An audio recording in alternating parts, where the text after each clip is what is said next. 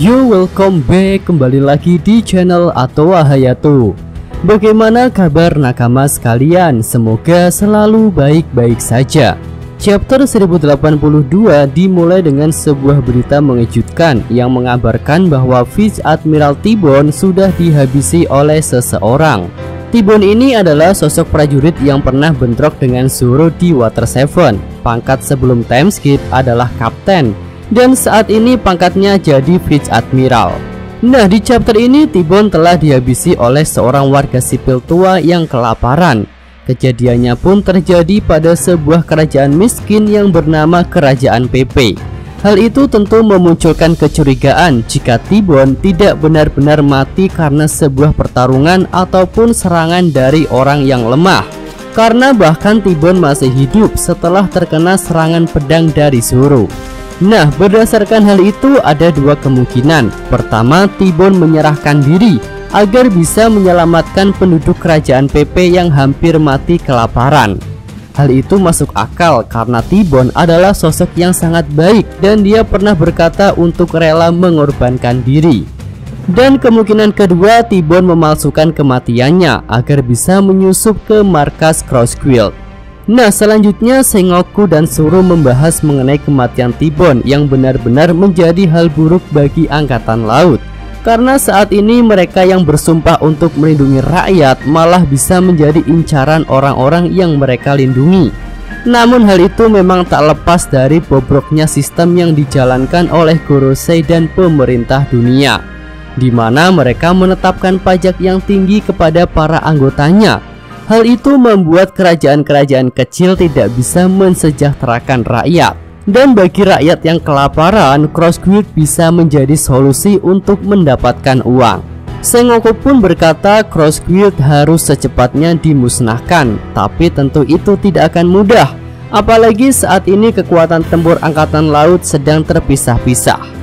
Kemudian Sengoku menanyakan keberadaan Garp kepada Hina, dan Hina menjawab jika Garp bersama Sword sedang pergi untuk menyelamatkan Koby.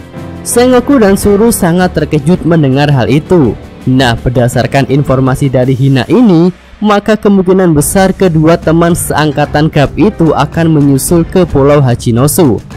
Apalagi cucu dari Zoro yaitu Kujaku juga terlibat dalam penyerangan tersebut. Hal ini bisa menjadikan pertempuran di Pulau Bajak Laut jadi semakin menarik, asalkan mereka berdua tidak datang terlambat. Selanjutnya kita menuju markas Cross Guild. Di sini kita melihat sosok yang sudah menghabisi T-Bone. Seperti yang Mimin singgung di atas bahwa dia hanyalah pria tua lemah yang kelaparan, yang seharusnya tidak bisa menghabisi seorang Vice Admiral seorang diri. Tapi di sini Bagi menepati janjinya untuk memberikan orang itu uang, dan bahkan Bagi menawarkan perlindungan untuk bergabung dengan Cross Guild. Selanjutnya kita melihat kapal utama yang bombastis milik Cross Guild. Ya, ini adalah kapal yang sangat cocok untuk Bagi, tapi tentu saja tidak cocok untuk Mihawk dan Crocodile. Kedua saya Bagi itu pun mengajak pimpinan mereka untuk ngobrol di ruang rapat. Dan tentu bukan pembicaraan seru yang akan terjadi, tetapi ya kalian tahu sendirilah. Ya, setelah puas menghajar Bagi, Mihawk dan Crocodile membahas tentang rencana Cross Guild selanjutnya, yaitu untuk mendirikan negara militer Utopia. Bagi yang mendengar hal itu merasa tidak tahan. Dia pun mengumpulkan keberanian untuk mengatakan bahwa tujuan seorang bajak laut bukanlah hal seperti itu, tetapi berlayar menuju Laftel untuk mendapatkan One Piece. Dan dengan begitu tidak hanya kekayaan dan kekuatan yang didapatkan, tetapi semuanya akan didapatkan oleh orang yang bisa mendapatkan harta terhebat, yaitu One Piece. Ya, benar-benar kata-kata yang sangat menyentuh dari Bagi Sencho. Dan ini mengingatkan Mimin pada perkataan narator di episode-episode awal One Piece, yaitu sang Raja Bajak Laut Goldie Roger adalah orang yang memiliki segalanya, kekuatan, kekayaan, dan nama besar. Semua itu dia dapatkan karena berhasil menemukan One Piece. Jadi ya bisa dikatakan bahwa One Piece adalah tujuan puncak dari para bajak laut. Dan bajak laut yang tidak berniat mencari One Piece berarti sudah melenceng dari tujuan yang benar. Oke, selanjutnya kita menyaksikan adegan flashback antara Bagi dan Shanks. Saat itu Buggy terkejut karena Shanks mengatakan tidak mau mencari One Piece. Padahal Buggy berharap Shanks akan menjadi penerus Kapten Roger. Buggy yang marah dan kecewa pun memutuskan untuk berpisah dengan Shanks. Nah, berdasarkan panel ini rasanya Shanks tahu suatu informasi yang tidak diketahui oleh Buggy. Dan kuncinya ada pada panel saat Shanks menangis menyambut kembalinya Roger dari Laftel. Mungkin Roger sudah memberikan banyak informasi tentang cara untuk mendapatkan One Piece, bukan hanya menemukannya saja. Dan dibutuhkan waktu serta beberapa kondisi yang sesuai agar harta terhebat di dunia itu benar-benar bisa didapatkan. Sejauh ini sudah ada beberapa syarat yang terpenuhi untuk bisa mendapatkan One Piece. Misalnya adalah kelahiran Poseidon, lalu rencana membuka negeri Wano, dan terakhir adalah kemunculan sosok Joy Boy atau Nika yang bangkit pada diri Luffy. Dan setelah melihat semua itu berjalan dengan baik, maka saat ini Shanks memutuskan untuk mencari One Piece. Selanjutnya kita melihat keberanian Buggy untuk mencuri star perintah kepada para anggota Cross Guild. Walaupun dia sudah dihajar oleh Crocodile, Buggy Sencho tetap mengatakan perintahnya bahwa tujuan dari Cross Guild adalah untuk menemukan One Piece.